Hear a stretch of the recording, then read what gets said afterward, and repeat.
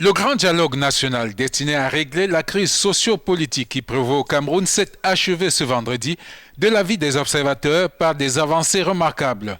On retiendra notamment comme recommandation à l'attention du président Biya l'adoption d'un statut spécial pour les régions du nord et du sud-ouest où vit la plupart des 16% des Camerounais d'expression anglaise.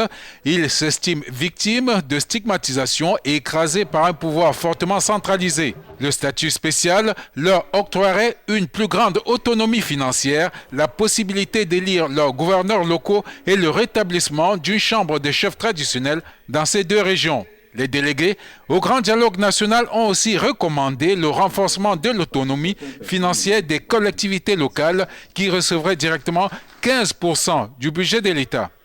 Relativement à la diaspora, il a été proposé la réforme du Code de la nationalité avec l'adoption de la double nationalité ou des nationalités multiples. Le principe de la représentation de la diaspora au niveau parlementaire et gouvernemental notamment. Dans la foulée, le président Biya a ordonné l'arrêt des poursuites devant le tribunal militaire de 333 détenus soupçonnés d'être impliqués dans des attaques armées. Plusieurs leaders séparatistes ont du reste déposé les armes et invité les autres combattants encore dans le maquis à suivre leur exemple.